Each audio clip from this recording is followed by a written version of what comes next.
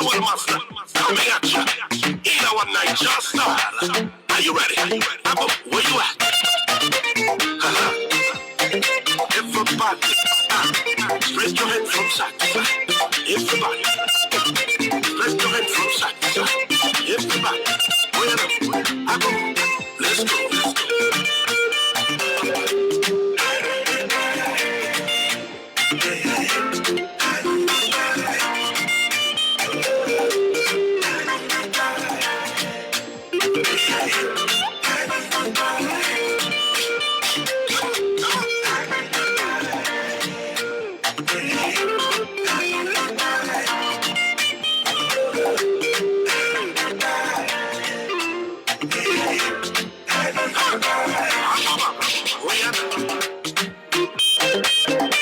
That's right.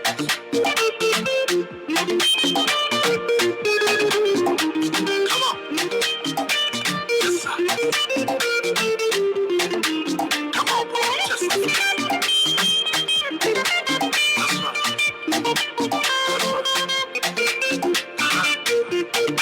I hear you.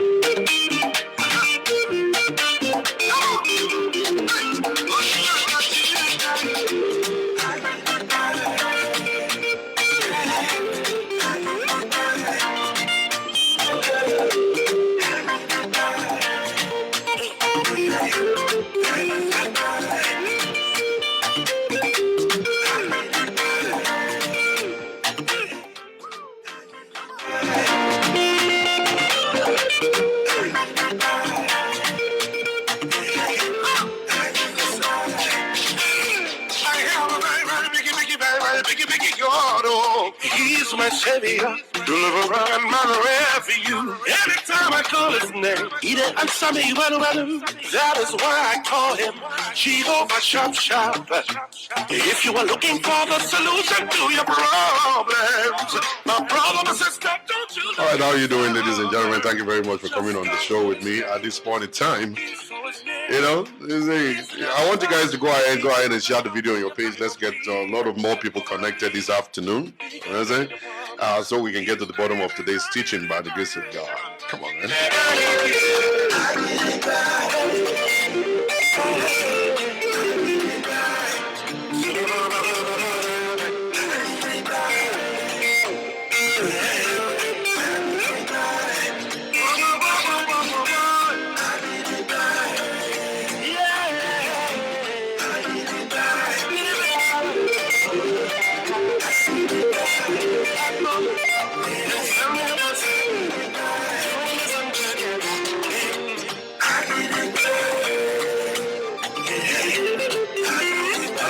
To go ahead and just start sharing the video right now. Thank you very much for sharing. Let's keep on sharing. Come on, let's just share. Let's get to the bottom of this stuff. You know what I'm saying? So we can actually just get to the bottom of the teaching. This last Sunday, I actually mentioned some stuff during the service, and I want to just quickly just bring it to you guys. So that you guys can actually benefit from it also, because I think it's very, very important. God is dealing with me on this topic. God is really dealing with me on this. And I want you guys to actually benefit also. On Sunday, during the time of preaching, we got to a point whereby we opened to the book of Deuteronomy. That book of Deuteronomy, we were able to break it down just a little bit. And I want to just quickly bring it to your hearing so that you yourself can go home with it and then see how it's going to change the life of your children around.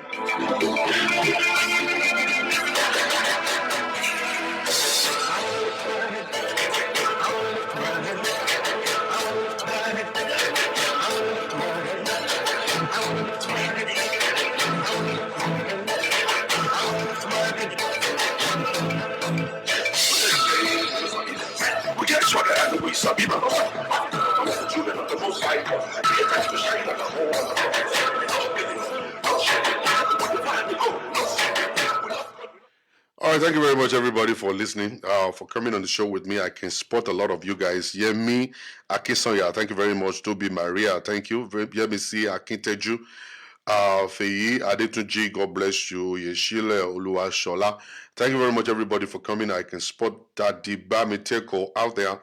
By the grace of God. God bless you, sir. Thank you very much for connecting at this point in time. I can spot my sister Elizabeth Adelaja. God bless you. Thank you very much for connecting. Kenny Akin, God bless you. Betty Olashogba, God bless you. Lucia Romire, I can spot you out there also. Thank you very much, Pastor Brother Yomi Jegede, God bless you. Thank you, Lori Jesse Brewer. It's going to be crazy this afternoon. Adeshewa Akinfolari, thank you very much for coming on the show with me today. Please go ahead and share the video on your page. Let's get to the bottom of this by the grace of God. There's so many things we need to talk about. But we're not going to talk about everything today because I have a lot of other stuff to do. I just want to quickly just help you guys to look into that book of Deuteronomy, and then let's check it out and see what exactly it is that God is instructing us, to do. Now, let me start from this side. Every one of us will know that relationship is crazy, right? All right, relationship is crazy. Fadi Kemi, God bless you. Thank you very much for connecting. Katia Ogida, God bless you. Kemi Orimor, I can't pronounce that. Idowu Popola, God bless you. Joy, God bless you. Now, we all will believe with me that relationship is not that easy. And this is not something anybody will go to God and start be asking, why is it not good? Why is relationship this way and all that? I have been preaching about it for a very long time, and I've been telling you guys, relationship is not easy. It's possible for some people to use faith and say, oh, my marriage is good. Oh, we're doing well. Oh, by the grace of God. All right. It's good because there's this Christian song that says, let the weak say, I am strong. Let the poor say, I am rich because of what the Lord has done. You see what I'm saying? So we can use faith and just say, well, yeah, everything is all right. But you yourself, you know deep down that everything is not all right. Including we pastors also. Including we pastors, we have problems. All right, we do have problems. Marriage is not easy for pastors also. And that of pastor is actually the most difficult part because you are supposed to look good to the church members. Your marriage must look good to everybody. Everybody want to be Pastor Shola. Everybody wants to be Pastor Shola's wife. Everybody wants to, have the same testimony as me. But like me, I don't hide things from you. Okay, I have situation. My marriage is not 1000% perfect. You know what I'm saying? Every day I work on it. Every day I sacrifice. Every day I drop something. I had something. I give up something. All because I just want to maintain balance. Just to continue to just be who I am, just to continue to enjoy my life. There are certain things that will be changing. The most terrible one is when menopause is coming for women and you happens to be the next person next to those ones that are getting to menopause. They change. The hormones will change. They do clown and all kinds of cran and all kinds of stuff. And then you just go and be looking, asking yourself, Kini you will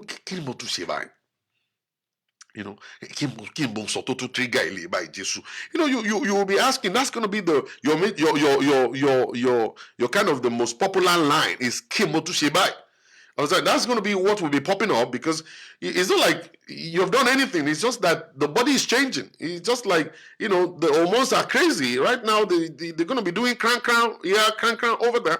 And this can mess up your relationship, can mess up your marriage for real. Like, you are not going to be sensitive like, okay, she's not the one doing that.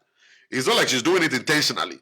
It's just because some things are going on in her life. She's going through change. She's going through change. So many things changing in our body. Something that is not really pissing her, that normally don't piss her off. We get her pissed off right now. All right? She doesn't react about some things before. Now she's going to start reacting about those things. All right? Because it is the menopause is coming in and everything is changing. And then even men too. We go through menopause. Women too, we go through menopause. We can actually change. It's just like me. I can't change. Menopause can't eat me because menopause will come in my own life. Menopause will be disappointed because I'm still gonna be the same guy. This is the same guy I'm gonna be. So menopause need to just go and sit down wherever menopause want to be. All right, because menopause will come to me, will get frustrated because I will not succumb to the push of menopause. Menopause will just come and be wasting his life, wasting his time with me. All right, I'm still gonna be this happy guy. I'll just be laughing. I'll be cracking joke when other people are crying. Me, I'll be cracking joke. I'll be cracking jokes and all that kind of stuff. That's just gonna be me. All right, so but see, people do change, and then there's this stuff we call individual differences. People are not gonna be. They can't hold things down the way you will hold it down. People don't have the same kind of level of endurance as you. They don't have the same level of education like you. Um, the people don't have the same kind of control, self-control like you have. So people will definitely display and exhibit, whatever it is that is going on within them. All right, and it's possible for you to affect your relationship. It's possible for you to affect your marriage. At that point in time when menopause is clocking up and all kinds of stuff like that, they are getting older, and at that point in time, women always want to marry Jesus, and that's the time they want to carry their Bible and read. That's the time they always want to pray and fast. That's when they always want to go to church all the time, and that's when they will now begin to tell you, sex. Okay, but I'm fasting in 2 weeks' time. Sex. You see, at that point in time, they just want to make heaven as they are growing and becoming older. Women always want to be very spiritual, but that's the time that women always want to be more nasty. We want to be very nasty. At that point in time, when you are getting very old, you are turning 50, going 55, we just want to just shinobule anytime. All right, that's the time that we want to just do it. And all kinds of stuff. You see, women at 50, they look very sexy. You will believe, you will agree with me. Women at the age of 50, they look very sexy. And that's the time that you will just be looking and they're going to be rolling the thing all around the place. You walk off giddy and stuff like that. And that's the time they are thinking about marrying Jesus. No. You can't be marrying Jesus now. You can't marry Jesus right now. Don't marry Jesus at this time. Let's just continue to have Jesus in our life and don't marry him. Don't marry Jesus right now, please. You understand? So this all stuff will happen in marriage. Different kind of stuff, will come up, and you'll be asking yourself, why? What have I done? All right. They will start reacting to every little thing. They will start reacting to every little thing. All right, and even men too. Men too get there. They get depressed a little bit, and then they become cranky. They love to sit down on the couch and watch TV. Some of them just love to sleep. They just love to sleep all day. They get back from work, they just sleep. But some of them, they become so abusive at that time. They are just mad and angry and all that. All right, so all of this stuff will really happen, and then we need that education. We need someone to tell us all of this stuff. For us to actually get prepared, we have to get prepared for all these things. So when they start happening, when they start happening to us, we will know that, okay, somebody has told me about this before. Somebody has given me, let's call it heads up about this, that this is going to happen with my wife. All right. Many of us don't even know what menopause is. They don't know at what age will menopause eat you. They don't understand the reaction or what kind of display women will put up when they are getting towards menopause. What are the things that will change about them when they're getting towards menopause? They will just begin to say, hey,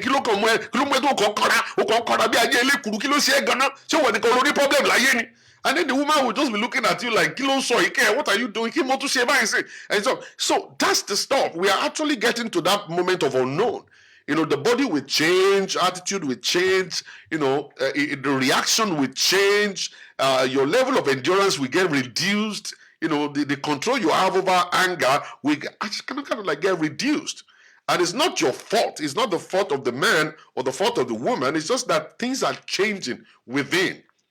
All right, within. The hormones are changing things around. All right. But before we get there, it is actually going to be very good for somebody to give us the education. What do we need to do? You see, when women are getting towards menopause, when they start reacting like that, what are they supposed to do? How can they take control of their life back? All right, how can they take control of their life back? You know what I'm saying? And there are some of the women, they're getting towards menopause, but they don't have children. All right, they don't have any kid, they don't have children. The menstrual period is no longer coming like it used to. It will come this month, it's not going to come until another 6 months, and then it will come again, and then in another 7 months, stop. Then psychologically, they are being affected that, okay, I'm just having sex. This sex is just going to be a waste of my time because I'm still looking for a child. All right, so they get frustrated at the same time. Menopause is eating them. Hormones are going crazy, and psychologically, mentally, they are actually not stable again because now this stuff is affecting them. Then they start reacting in a way. Sometimes you'll be talking to them, they're going to be absent. They are not there. They are absent-minded person. Or at that point in time, they are not there. They're actually thinking about something different. So the husband will be angry, like, I'm talking to you, you are not even listening to me. All right, I'm even saying something right now, you're not responding. You will believe that they're there, but they are not there. They are not. They're not there at that point in time because inside of their mind, they are actually now giving up and say, well, I don't think I can ever have children again. Getting to this point, that means that's the end. Nothing good can come out of me now. Okay, that point in time, they're losing hope. All right, so they start reacting and they start getting mad. And then sometimes the men don't understand because the men, maybe you already have 2 kids outside, we don't even know. Maybe you already got somebody pregnant outside. We don't even know. So when you come home, instead of you just being there for her, sit down with her to be able to comfort her, no, you'll be arguing. You'll be arguing like as if to say you yourself, you are actually clean. All right? So, and then some of the stuff is not always the woman's fault. For not having children, sometimes it's not the woman's fault. Majority of the time in Africa, we always believe that obìnrin làgàn. It's only the woman that can be a barren woman. That is only the woman that can actually not have the ability to be fruitful. All right? Sometimes it's actually the fault of the man. That the man's sperm couldn't impregnate the woman. The sperm of the man is watery. Or the sperm, they are not strong enough to be able to swim up to where they're supposed to fertilize the egg. So there's so many things that can happen. We are not supposed to put the fault on the women alone. The pressure is not supposed to be on the woman alone, whereby your mother as a man will now start coming to your wife and say, Odumeri mo fún ẹ lé. O de ti lo ọdún mẹ́ta ńbẹ̀. Tó o bá ti bímọ, máa lé ẹ dànù ni. Tó o bá ti bímọ, máa lé ẹ dànù ni. That is, I'm only giving you 4 years in this house.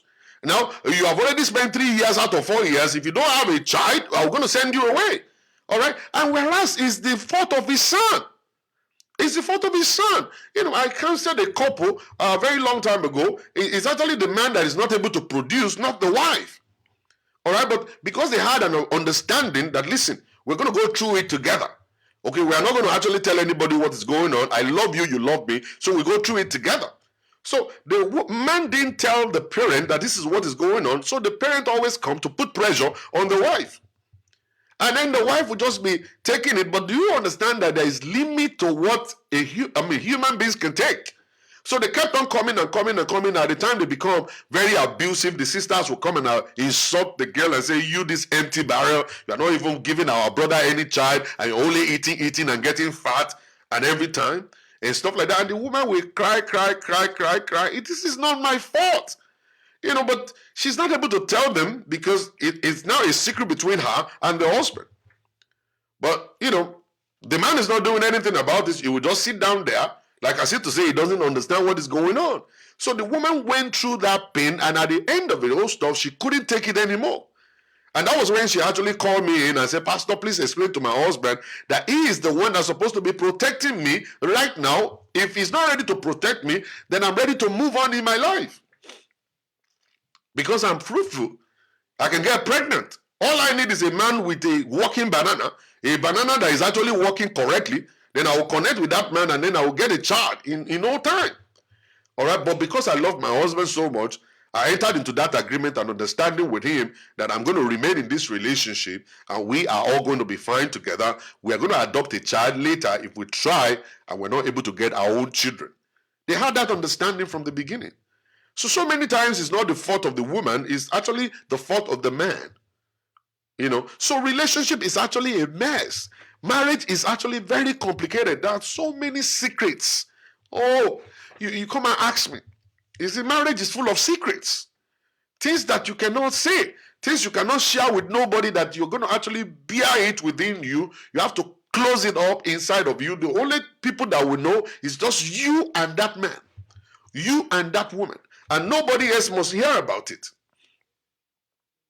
Nobody else must hear about it. So you're going to carry that pain. You're going to carry that burden, and you continue to hide it. People must not know. When they know, the marriage is going to be a mess. How will they see my husband? How will they see my wife? We are not supposed to say this, this thing must go. But do you know those things can ruin your marriage too? Because there will be a time when a very solid agreement will come up, and then your wife is looking for something that will pain you to say, then it will bring up that thing, or she will bring up that issue. And when that issue should come out, then the husband will now get mad and say, but I've told you not to. But we promise we're not going to bring this up anymore. And they will say, well, let's just let's scatter the whole top, let everybody know. I'm going to go my way, you go your way. And at the end of the day, they ruin the whole relationship, and then everybody will get to know what they cooked before they bought the whole house, they burned the whole house down. And then it will become a ridicule. A ridicule. So many homes, we're going through it. Secrets in relationship. Now, you see, most of the time we don't feel like this stuff can ruin us. We don't really feel like this stuff could mess us up. But listen, it can mess us up. It can destroy a lot of things in our relationship. Now, that's why we need to give our children a first-hand information. We need to give our children first-hand information. They must to know. They must to understand what they are actually going into. They must be prepared for it. The preparation is very needed. They are supposed to be well prepared for where they are going. Relationship is not just having sex. Relationship is not just kissing somebody. Relationship is not going to the ball game. Relationship is not going out to eat at the restaurant, fancy restaurant. Relationship is not just taking pictures on social media, Instagram, and posting, this is my man. Relationship is not just about the gifts that we're sending to ourselves. Relationship is deeper than that, and you have to be prepared for it. That's why I always tell my daughter, I said there is the good, the bad, and the ugly part of relationship. And she always wants me to tell her the ugly part of relationship, and I always open up to her. I will say, well, this part of relationship is always something that everyone will experience. So it is now that you have to be prepared for it. You have to develop a thick skin. You have to go to maturity to be able to hold this now. To hold this down. You can't hold it down if you are not matured enough. Not matured enough. So, many of us have failed our children. Many of us, we have failed our children because we refuse to teach them what they should know. We refuse to teach it to them. We refuse to educate our children. We are afraid. We are afraid to educate our children. Many of you wives, you cannot even talk about sex in front of your daughters. Many of you men, you can't even talk about sex in front of your sons. Your son could not break it down. At the age of 15, your son's supposed to know everything about sexual relationship. At the age of 17, your daughter must be able to cross the T's and dot the I's of sex. Anytime, any day. All right? It is very important for them to know that. You must be able to educate them and teach them what to know. All right? They must have foundation. Now, one thing I want you to know about foundation is foundation just doesn't get built in one day. Especially the foundation of life. Foundation of life is not like the foundation of a house. That you can dig the ground. If you have enough money, you can hire a lot of bricklayers and they can finish your foundation in one day. Now, the foundation of life don't happen that way. Foundation of life occurs gradually through experience and through understanding. So when they understand a part of life, they start thinking, they ruminate over it, they begin to meditate over that thing, they start creating ideas, they start creating way out, they start understanding based on their own knowledge, based on their own ability, their strengths, and their exposure to get to know how they are going to cope with such a kind of a thing when they get to that point. So they start laying foundation right from day one. It might take them 10 years to have a good solid foundation laid for their life. So if you wait until they get married to tell them what they should know, it will be too late for them to be able to lay a solid foundation. If you wait until the pastor will take them on counseling session, because before their wedding, it will be too late for them to build a solid foundation for their relationship. They're supposed to know from day one. Let them start thinking about it as they go to school. Let them start thinking about it when a female is talking to them. Let's start thinking about it when a male is talking to them in school. Let them start thinking about it when their breast is growing gradually. Let them start thinking about it the very first day they're actually entering into their menstrual period. Let them start thinking about it the very first time that they mistakenly saw a blue movie. All right? Let them start having that mindset. Let them start building it gradually. Because if you wait until the day of their wedding, they are not going to be able to build a solid foundation. What they're going to have is a microwave foundation that will crumble in no time. That will crumble in no time. Will crumble in no time.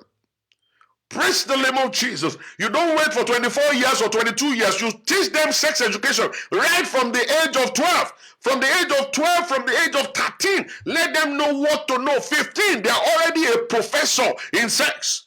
At the age of 17, they know the in and out of sex, what you should do, what you must not do, which one you must run away from. They must know. At the age of 15, they must know all of that stuff. Majority of the young girls getting pregnant today are 15 years old, 17 years old. They are getting pregnant. Many of our children at the age of 15 are already sexually active. And they are not supposed to be. It is because we run away from them. It is because we run away from them, we run away from teaching them all this stuff. That's why they are making mistakes. At the age of 3, you will see a young girl taking his or her face away from TV when they see somebody kissing on TV. At the age of 13, at the age of 3, they are already conscious that when I see a couple kissing on TV, I am not supposed to look at it. It's not something I should look at all.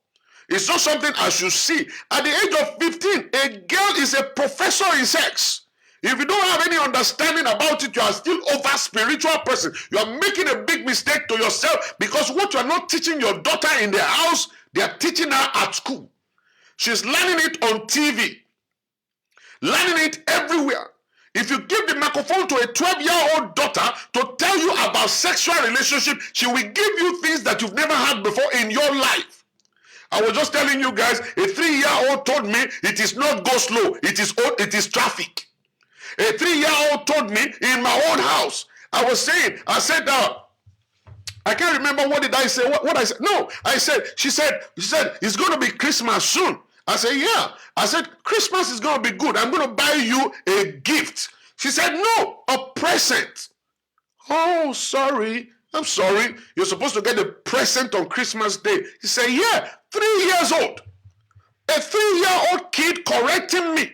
A 3-year-old kid correcting my English. A 3-year-old kid telling me what is correct and what is not. At the age of 3. All right? At the age of 3, you are comparing us to them. You cannot compare us to them. You see, in our own days, we were dummies. We were so dull that we don't know nothing from the womb.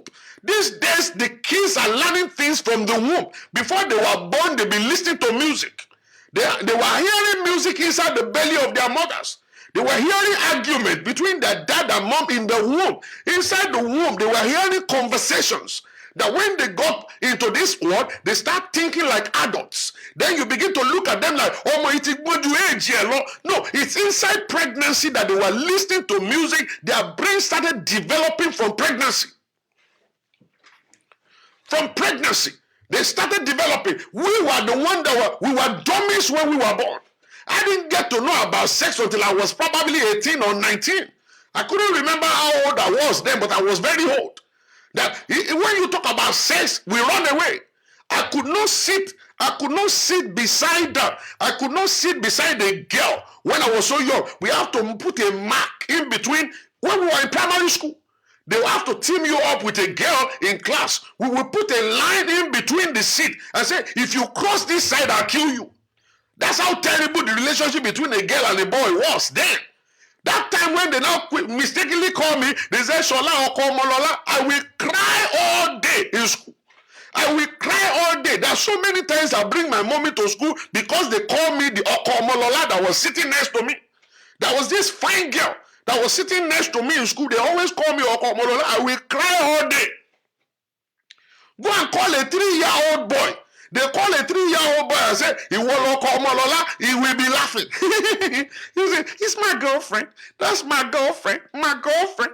3-year-old boy already understanding what girlfriend is. A 3-year-old boy, a girl, already know she's my best friend. She's my whatever. And so we were the one who were dumb that time. Our parents are dumb too. Okay? That time they don't know Jackie Robinson. Now knowledge has increased. We are failing our children. We are failing our children. Well, I didn't see no blue movie. I didn't see sex movie until I was so old. I'm telling you. You are telling me Jackie Robinson right now. At the age of 3, the kids are already knowledgeable enough. They have understanding already. Go and give a 3-year-old girl iPad. She will pieces the iPad for you. When me, I was 3, I can't, if they put iPad in my front, I will think it's goody. All I want to do is to eat it. Go and put a phone in front of me when I was 3. I will think it's goody. I want to chop the goody. Nowadays, put a phone in front of a 3-year-old girl, put an iPad in front of a 3-year-old girl, she will enter the password into it. She will go straight to where she wants to go to. She knows all the apps. She will press the app for you and she go to where she normally watch Baby Jojo. Understand? She knows where Baby Jojo is. She will go to Baby Jojo and sit down there and start watching Baby Jojo. When he's tired of this one, she knows how to scroll and go and look for another edition. She knows everything. Now, she knows how to go to Siri and then press Siri and say, Anne and Caleb. And then Anne and Caleb will just appear there and then you will start watching it and start going with it. But when me, I was young, come and put iPad in my front and we think it's goody. I want to eat it. I don't have that knowledge. Now the knowledge is so much that our kids are growing. That's growing so much. The knowledge has increased so much. The knowledge has increased so much that they have so much knowledge. Don't compare them to yourself and say it's until they become 27 before you teach them about sex. They already know it. They already know those things. The school they go to, they teach them in schools. Their friends teach them. Do you know in your daughter's school, the boys there, they smoke in their hand? In high school, the boys in your daughter's school, they smoke in their hand. Your son's friends in school, they smoke weed. They smoke weed. Do you know that? Do you have any understanding? Because you are over spiritual mommy. Over spiritual mommy that believe that everybody in your daughter's school must be born again. No, they are not all born again there. There are normal people there.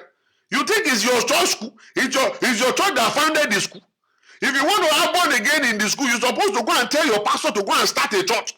That only your church members will be going there. And then we'll know that all of them are born again. Don't you understand? In the government school where your daughter is attending, your son is attending, they smoke weed in the school. Do you know they rape people in that school? Do you have any understanding that girls are getting raped in school? In the high school, they are getting raped. Do you have any understanding? Do you know that all these kids at 11 or 12 years old, they are getting pregnant?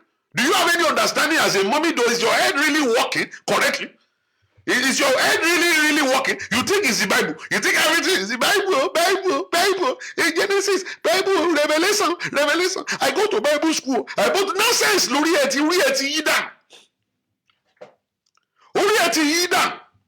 You could come here and be saying Bible. Do you think there is Bible in the school where your children are going? You think the teacher teach them Bible, they pray in the morning in the assembly? You think it's like that? He said the school they go to is different from the school you think they're going to. It's totally different. Okay?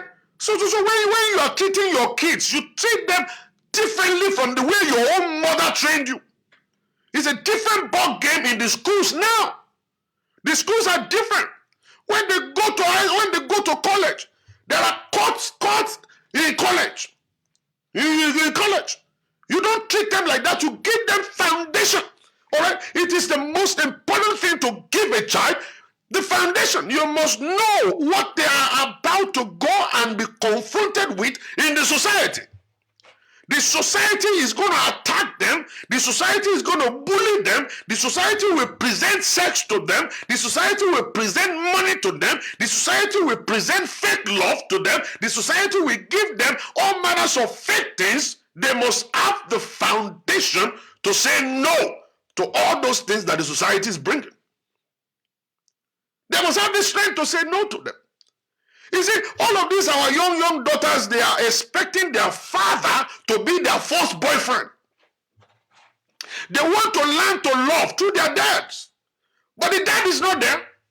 Dad is not there to actually take them out. Dad is not there to discuss with them. Dad is not there to actually hear their pain. Dad is not there to comfort them. Dad is not there to show them love. Dad is not there to support them and back them up and say, nobody can touch my daughter. Dad is not there to encourage them to do well in school. Dad is not there to buy them things. So people outside will present themselves as angel of light, and they will now start, they will cajole her. They will show her money, they show her fake love, all because her breast is growing, all because her sexuality is showing, and what do they want to do? They just want to devour her. Then kids will now get lost, and then their heart get hardened. The moment they fall into that sin, they are not able to come home and talk about it anymore. Then their heart will be hardened, then they stay out there, and before you get to know it, they get pregnant. Then they get pregnant. You have failed our children. We are all failures to our children's life.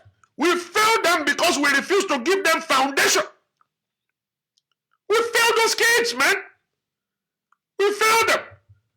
These girls, these young girls are not supposed to know, to be having sex right now. These young girls are not supposed to be falling in love right now. They're supposed to be laying foundation for their lives. They're supposed to know those things on the side, another thing on the side. They're supposed to focus on academics and then learn the morals and learn the spiritual part of life. They're supposed to have understanding on anything, everything. They should have all of that. And those are the things that they're going to sit upon. They already have understanding that are wolves outside. They have understanding that are fake lovers outside. They have understanding that there is nothing real outside. Everything that guilt us is not good, my daughter. Everything that makes you feel is not good for you. Everything that makes you feel giz is not the best for you. You don't want to follow those things. That is why the father is supposed to be available in her life. She should be able to talk to the dad. She should be able to tell her dad how she's feeling. She should be able to talk to her dad what she wanted. And the dad was supposed to create time for their daughters, for them to be able to voice out. They should. They should be able to do that. Create time for your girls, because that future is important. You don't want them to get messed up in the middle of their lives. So many of you guys out there have been messed up in the middle of your life. Do you know how many women have been raped not because they presented themselves to be raped, but they were in a place where they were not supposed to be. They were in the company of people they are not supposed to be friends with. Do you know people get raped not because they are ordained to be raped? They got raped because of situations, circumstances, locations sometimes, where they are not supposed to be, and sometimes because they are finding love, sometimes because they need acceptance, sometimes they need somebody to encourage them, and all of these stupid brothers outside are trying to encourage them so they believe they are truthful to them, so they start gravitating towards the brothers, and before you get to know it, those ones are looking at their sexuality and they're looking for a way to devour them, and then they start sleeping with those girls. And they start sleeping with those girls because you are not available. You have failed your children. You failed them already. You are supposed to be the first boyfriend of your daughter. You're supposed to be the protector of your children. They are supposed to love you and you love them back. No other love should matter to them the moment you love them. No other love should matter to them. It's supposed to be just your own love and your love alone. That's what it is. But the Bible, it shows you, and even the Bible, you don't even know it. All you go to do is go and be seeing prophet, kill sir. All you do is night vigil. And the night vigil has not brought you anything. You don't stay home. You are pulling double. You leave your daughter at home with that stupid boyfriend of yours. You are leaving your daughter alone with that stupid boyfriend of yours that is actually molesting the girl. You are leaving your own daughter alone with the stepdad, who is a stupid idiot who is sticking his finger into the vagina of the girl. Do you know how many girls have been messed up? They couldn't talk because they know their mother won't believe them. You have failed our children. You failed them. You are the ones who failed them. You are not really sensitive enough to their needs. The kids are there quiet. They say, oh, this kid don't talk to me. They say, yeah, that's how America do. American kids don't talk. Who told you that? They're going through stress. They're going through a lot in their life. Your boyfriend has stick his finger into their vaginas. Your boyfriend is squeezing their breasts when you were not there. And now they withdrew themselves. They're now inside of their shells. And you don't care. You don't even care about anything. Do you know what they go through in life? Do you know what you're supposed to do as a mother, as a father? You're supposed to have a responsibility over those children. Do you even carry out that responsibility? I'm going to show you from the Bible. Do you carry out that responsibility? No, you're not. You're just gallivanting all around the street. You're going from party to party with those stupid gele, stupid makeup on your face. 24/7, you are already party machine. Abandoning your children at home for them to do whatever they like. They have not been given foundation already. They don't have security for the future. Nothing for them. You are leaving your own daughter in the hand of a babysitter. At the age of 3, they are already putting finger in her vagina. You are leaving your son with a stupid minder, and that one is actually putting his penis in the anus of those young boys. We have failed our children. And those boys cannot talk. Because if they do, it becomes a ridicule on them. They decide to keep quiet. They decide to keep quiet. You are a failure as a mother. You are a failure as a father. Because your children are suffering. They cannot tell you anything because you don't give them the opportunity to do so. So many of you. I am tired of listening to stupid stories. Stupid story of crazy, stupid mothers who cannot be real. The party machines. Party machines. I'm tired of it.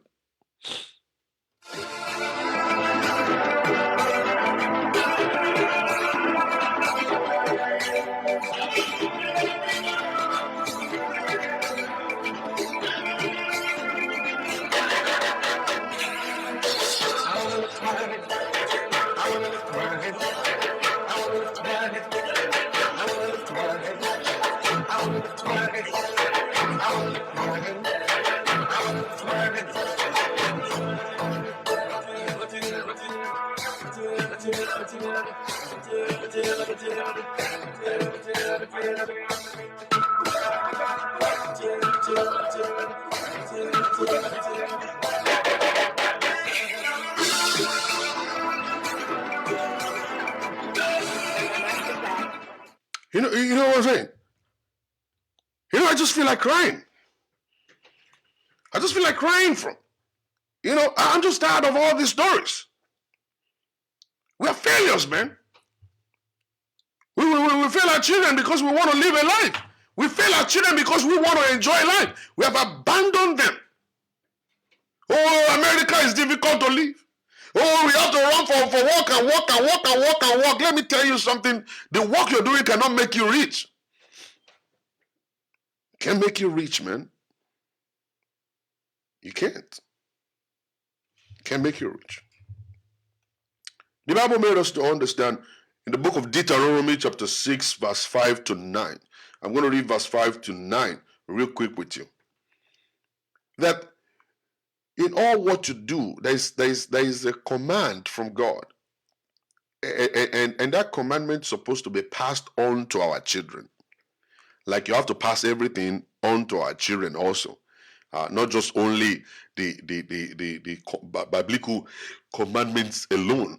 every other things you must actually educate your children.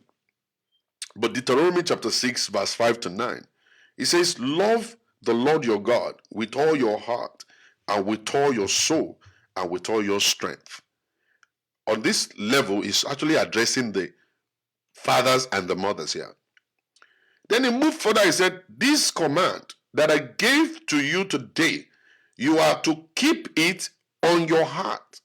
That is all this commandment I'm giving unto you. I want you to love God with all your heart, with all your might, with all your soul. Keep it in your heart. All right? Impress them on your children. He's saying here, your responsibility after learning these things, your responsibility after hearing the rules and regulation of life, the commandment I'm giving to you, keep them in your heart and then impress them on your children. Talk about them when you sit at home. You see, when you are sitting at home with your children, talk about these things. He said, talk about them when you sit at home, when you walk on the road. As you're walking on the road, you talk about it with your children. Talk about it with your children when you are lying down, when you get up. Talk about it. Tie them as a symbol on your hand and bind them on your forehead. Write them on your door frame of your houses and on your gates. What is God saying here is for us to actually now write things out, memorize them, teach our own self-foundation, and then we live that life. And God is expecting us to do the same thing for our children.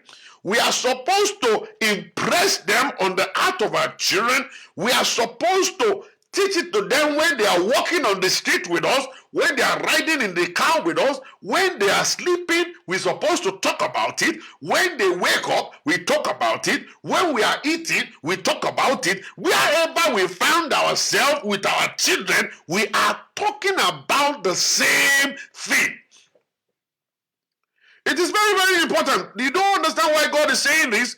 Because your children, they are your future. If you ruin their future now, they cannot carry on your lineage in the future. They are very important. You have to teach them the correct things. And see, many of you Nigerian fathers and mothers always want to use, hey, this is how our own mother educates us in Africa. You are stupid. You are very stupid if you are that kind of a person that don't understand that the life we live is dynamic. The life is not stagnant. Everything is changing around and moving. Okay? You have to base whatever you're doing based on the present situation of the world. Okay? You have to understand it. It is not until your daughter becomes 24 before you can start talking about sex. When kids are already sexually active at the age of 9 and 10, kids are already having sex. At the age of 10, I see a whole lot of them on the internet. You will see them dancing, bumping and grinding. Kids of 7 years old, 8 years old, they know where to stick it. They already know it. When we were playing daddy and mommy in Africa, when we were young, playing daddy and mommy, we don't go and be sleeping together. We don't even know what to do, what daddy and mommy does. All we know they do is that mommy will go and cook, daddy will go to work and bring money home, and that's what we dramatize and say, I am mommy, you are daddy, you go to work, me I will cook, and then they cook. But these days, the kids, the 7-year-old, the 8 years old, they will bring out their penises and they stick it into the small vagina of that girl. They are doing it now. These kids are doing it now. You are so dumb. If you are still waiting and saying they are going to be 24 before I do anything, you are a crazy mommy. You need brain surgery. You don't understand what is going on in the society today. Your kids are quiet. You think they're just quiet alone? They are quiet because they're getting matured on time.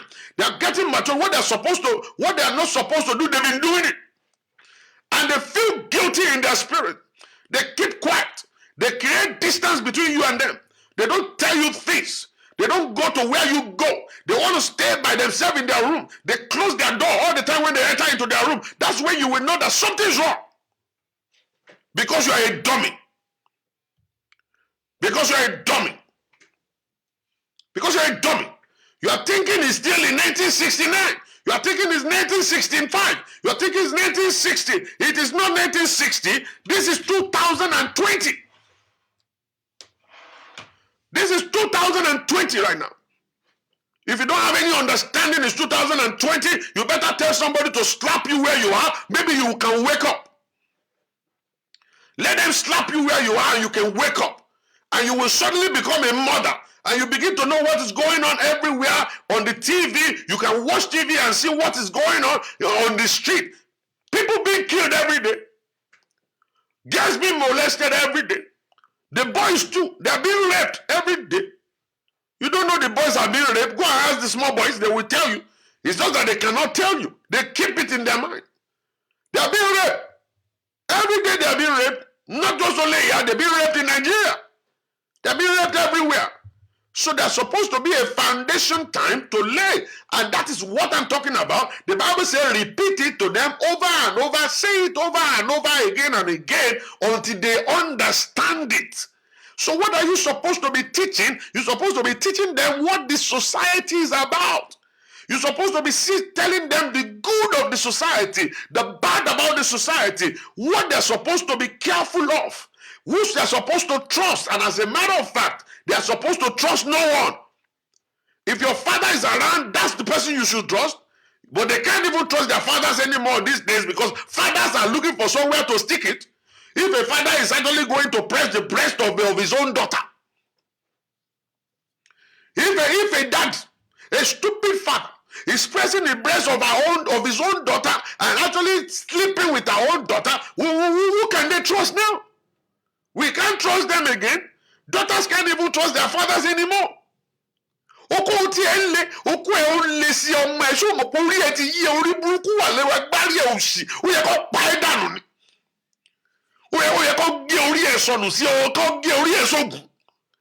Because we're in here, and Baba don't be sick before Baba ni want here.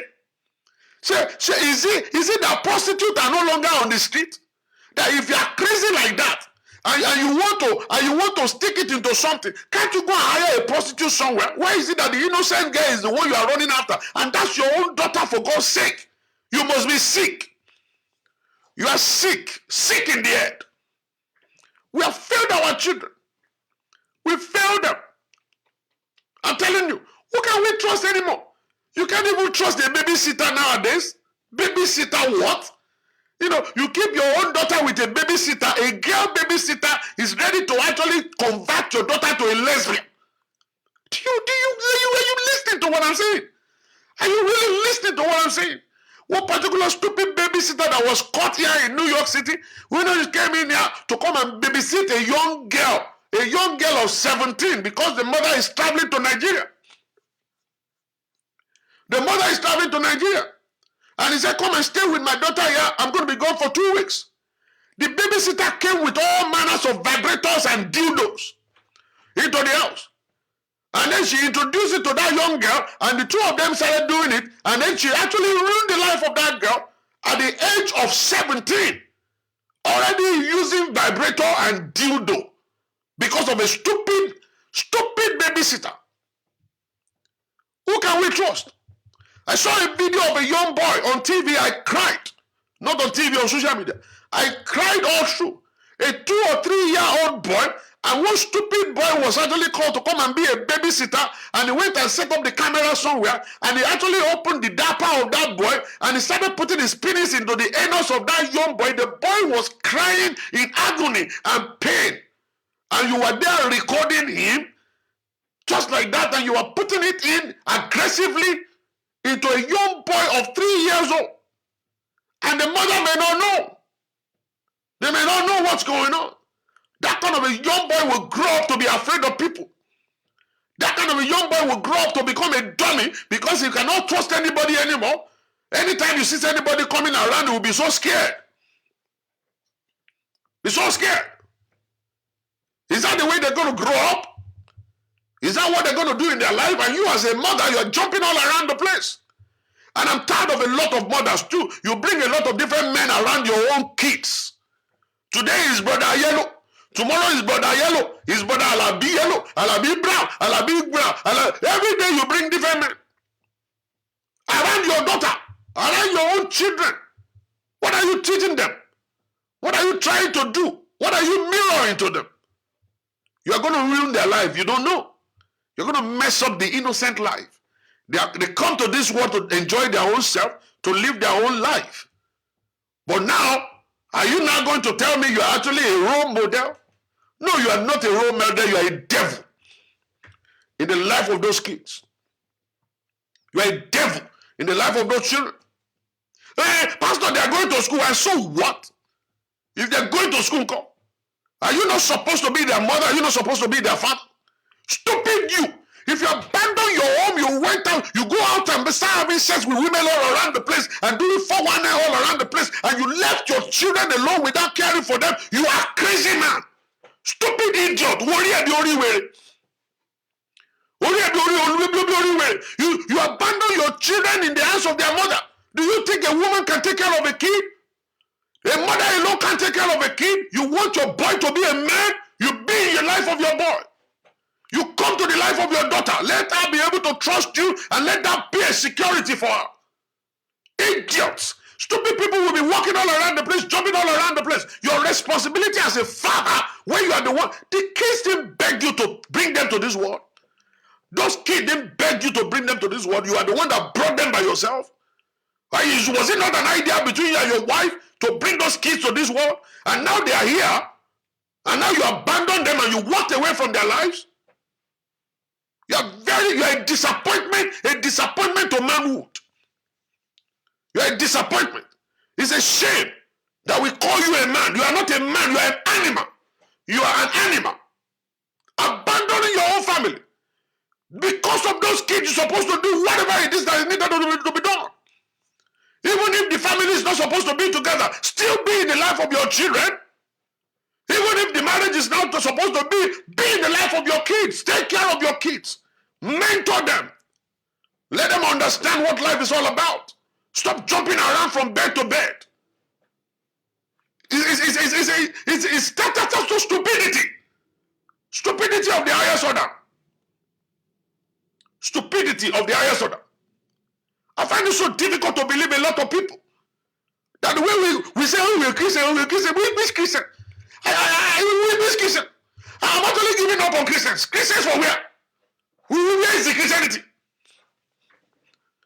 Where is the Christianity? We are just playing games. All of this stuff is just Hollywood acting. We are just making a movie. Where is the Christianity? Which Christianity are we talking about? The Christianity that is not changing the men. Christianity that is not changing the women.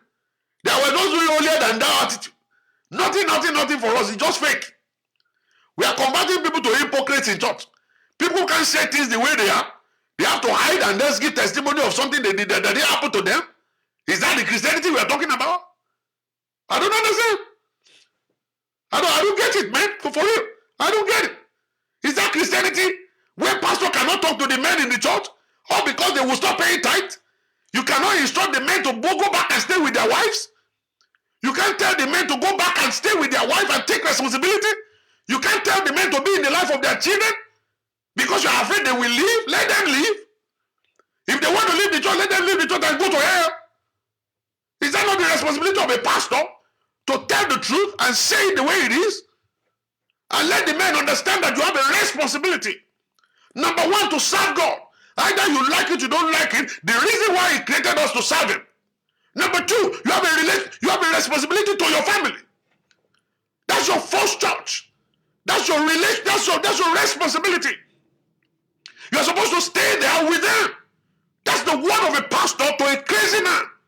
All right? Tell them to go back and take responsibility. Okay? If they decide to leave the church, let them go to hell. But keeping men in church and you're rubbing their head and you're doing whatever there, and the men are not in the life of their children, they don't take care of their children, they don't take care of their wives, and they're still in church, then you are a stupid idiot as a pastor. You are a disgrace to pastors. You are a disgrace to pastors. All right? And your judgment is waiting for you. I don't understand people. All because of money you refuse to speak the truth. All because because of tithe and offering. You refuse to speak the truth inside of church. You refused. I am very tired. Okay? I am very, very tired the way we are running our lives. We are messing up so much. All right? We're messing up so much.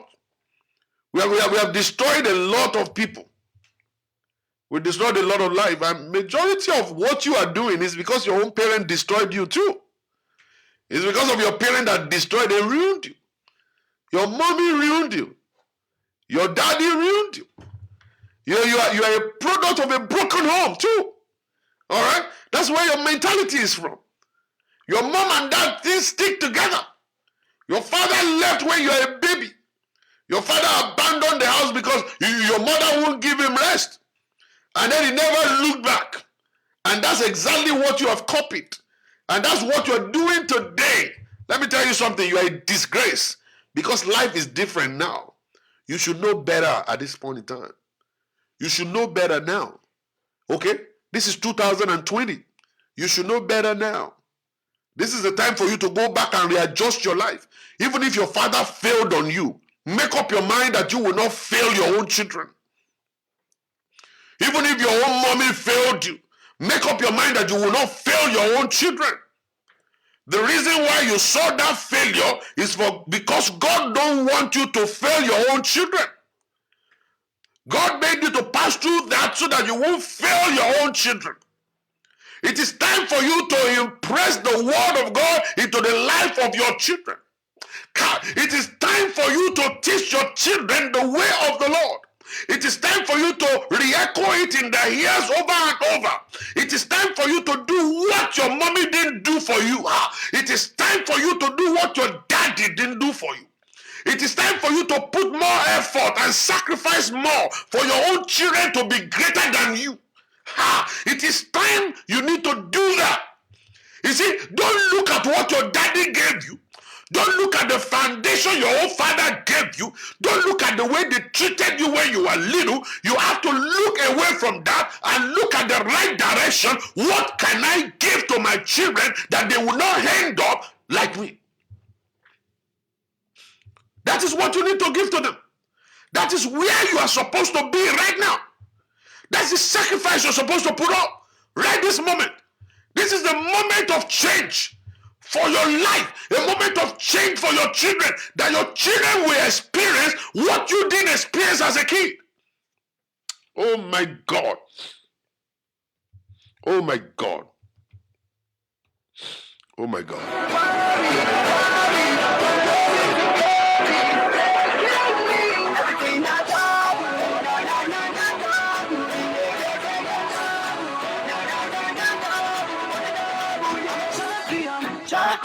Yeah, my life done better. I be number one, nobody much else okay. Don't you know that kind of feeling you have when giving out as you ask.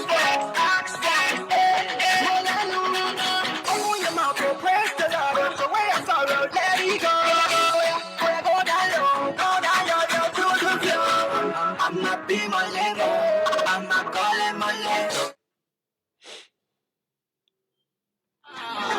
Everything of it all. Everything of it all. Hallelujah. Glory to God.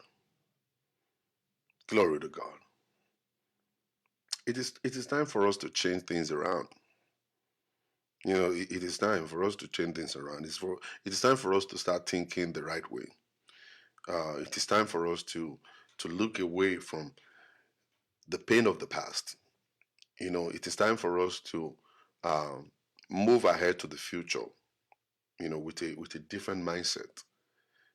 We have failed our children. Many of us have failed. They failed.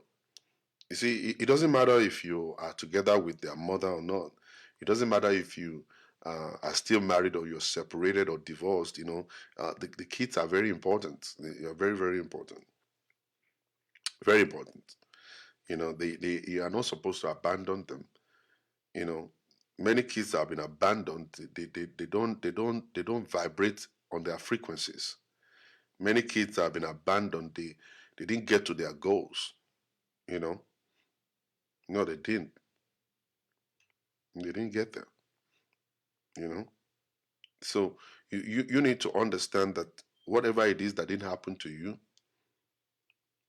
your father failed you, your mother failed you, but you just have to make up your own mind that I'm not going to fail my children.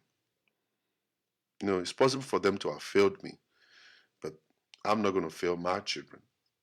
I'm going to do everything possible to make my children to become whatever that they want to become in life. I'll make up my mind. They will become that thing, and I will support them through it. And I want us to be very careful with our baby girls. Take care of them, you know, shield them, let them talk to you, you know, be their boyfriends. All right, let them be able to express what they're going through. Those kids, they have so much going on in their lives, so much, so much, so much. If they are not able to talk to you, who do you want them to talk to? That's why we're hearing all of these crazy stuff all over the place. They need someone to confide in. They need someone to sit with, a shoulder they can cry on. You begin to think like, okay, at the age of 17 or 18, they don't have issues. They do. They are adults. They are adult at 18. At 17, they are adult already. At the age of 16, they have issues they want to talk about. They do. They do have issues they want to talk about. You might not know, but they do.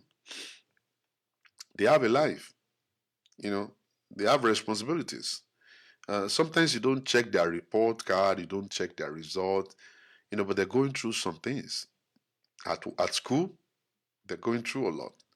At the church, they're going through a lot. On the street, they're going through a lot. Even inside them, they're going through a lot. So we just have to understand it, so that we will not just continue to leave them to just continue to go deeper and deeper in depression. At the age of 17, girls do get depressed. Even boys too get depressed. Kids, they get depressed. There's depression in their lives too. If you don't have that understanding, I'm telling you now, depression is affecting our kids. That's why some of them commit suicide. They jump off the bridge, they jump off from the balcony of the house and kill themselves. They go through depression also. Most of the girls, they always like acceptance, and if nobody's accepting her outside, then she'll feel like, okay, so I'm nothing. But if you are the father, when you tell your daughter you look beautiful, you take her out, hold her hands on the street, and then you guys take pictures together, have your daughter daddy days. The moment you accept your daughter, she can take it to the bank. Be like, okay, yeah, I'm good. My dad loved me. My dad is in love with me. Okay? So the moment,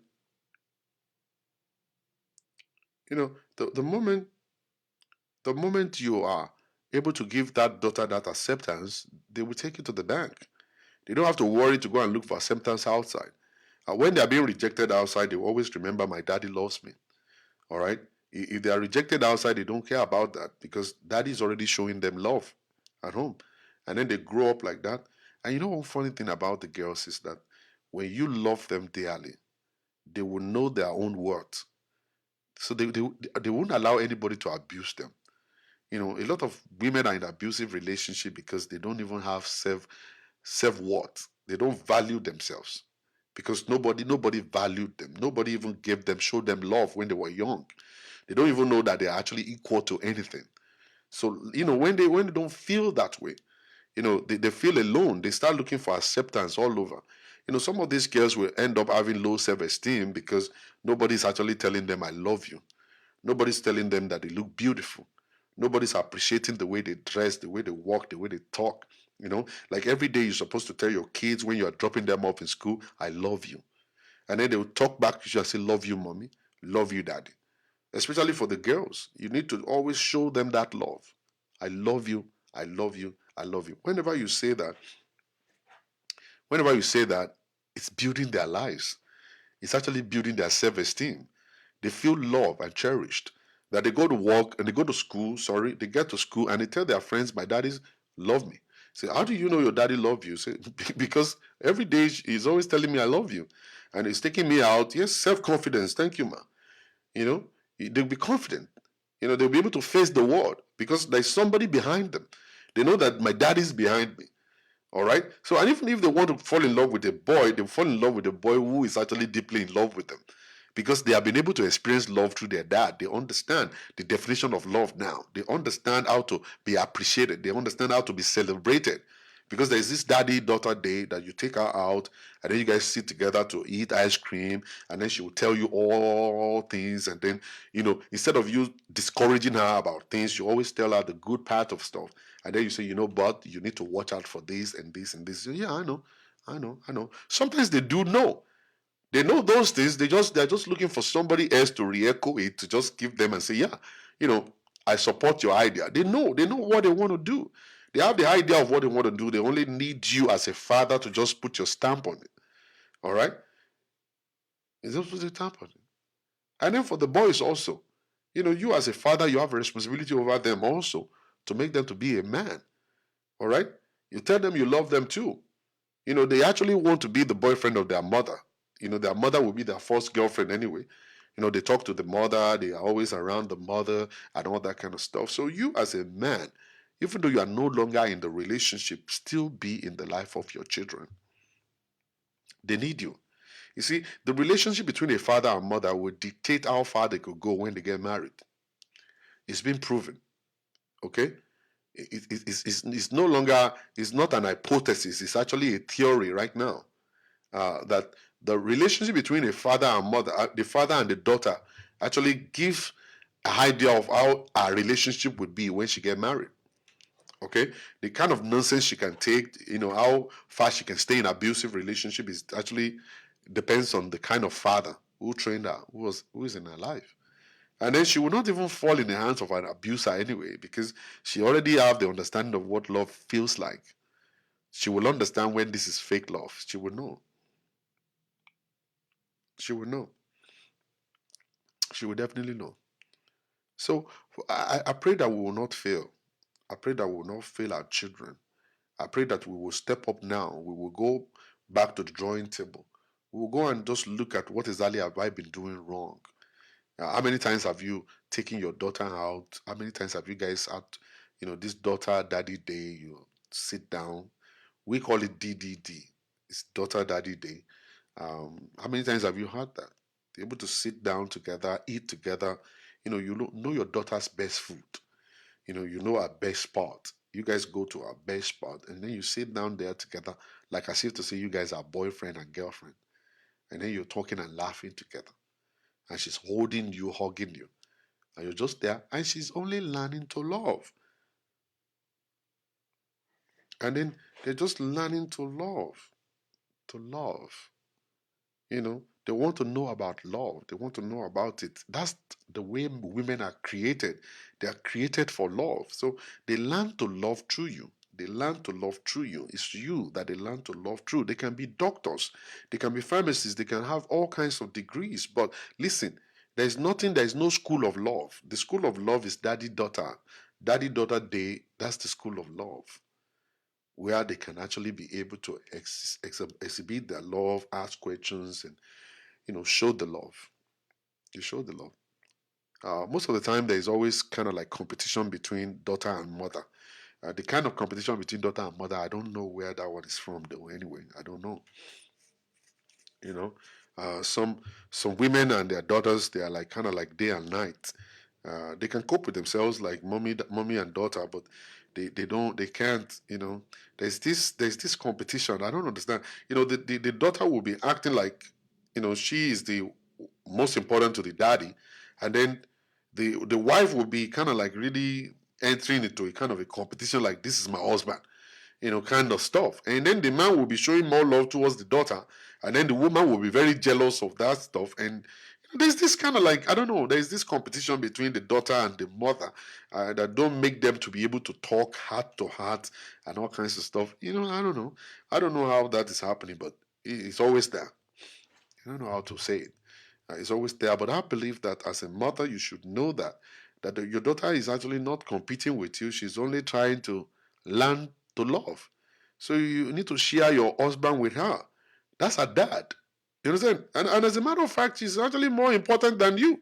She's actually more important than you in the life of that man. You're just going to be kidding yourself when you think that you're the most important. No, she's actually more important than you in that relationship, because the father will pick her over you 1 billion times. Yeah. So why can't you just share your husband with your daughter? Let her be able to learn to love through that man. You know what I'm saying? Don't be in a competition with her. You know, the father can buy her things, and then you're not going to go there and say, Temida, you didn't buy me anything. You woman, you. You woman, you. Oh, rank of me, or daughter, rank of four. You know what I'm saying? You know what I'm saying? So there are some mothers like that. They need brain surgery. They need brain surgery. That they need to understand that there should be no competition between you and the daughter. The daughter is not taking your husband away now.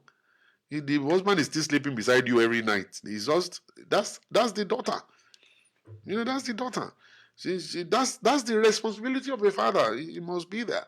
So don't come and put Gary in between the two of them. Let the man be able to do what he's supposed to do for the daughter. All right, let him be able to do that. All right, and I believe if you do that, you will be able to enjoy the best of God again and again. Now, this music is dedicated to all you guys out there. Odun Losokpin, and as the year is going out, we are not going to expire with it in Jesus' name.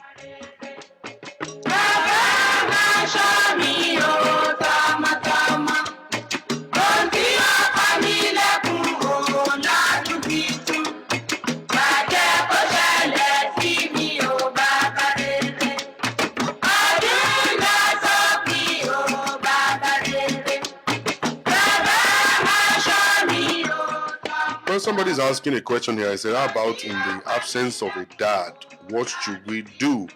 You know, the opportunity of having a mentor in the life of your son,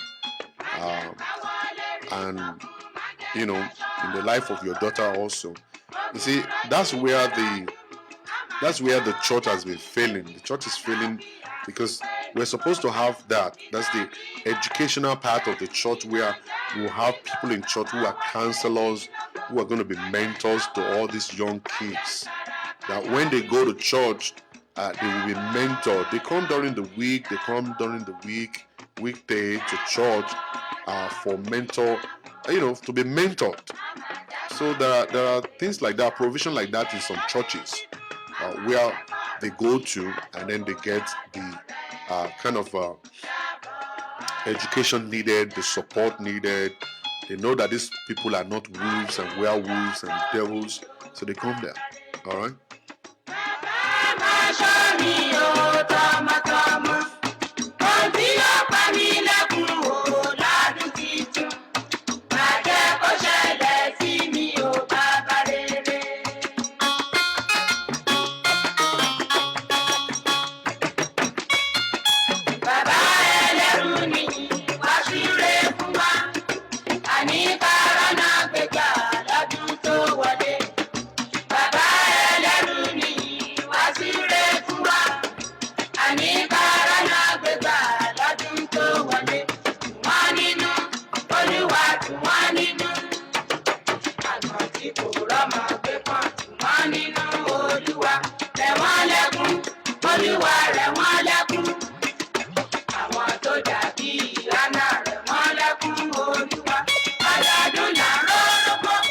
This song is dedicated to all you guys out there, the ones that do not understand Yoruba. This is a very solid song. I'm really sorry.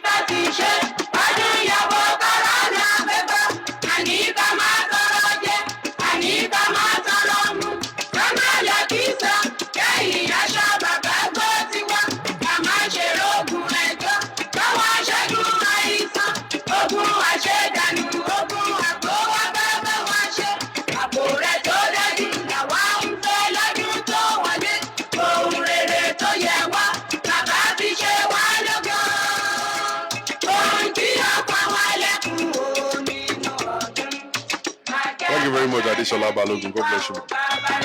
And amen to that prayer.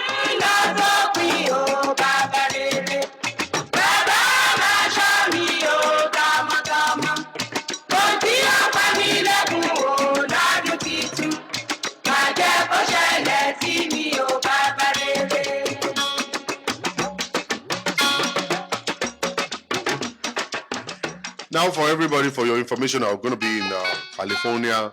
I'm going to be in California this Friday by the grace of God. So if you live in California, you'd love to see me in Los Angeles, feel free to call my number, and then I can actually create a schedule, and then I can accommodate you. I mean, for counseling purpose, you know what I'm saying? And you want to attend the program I'm going for, feel free to do so too.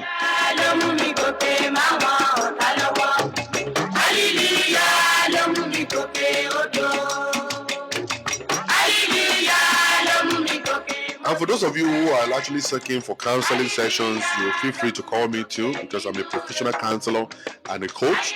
My telephone number is 405-550-5135.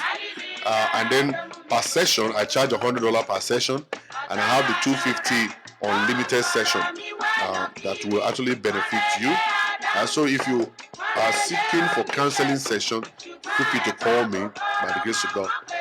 Thank you very much, and have a wonderful, wonderful Wednesday afternoon. And I love you guys. Keep the gospel in Jesus' name. Love you.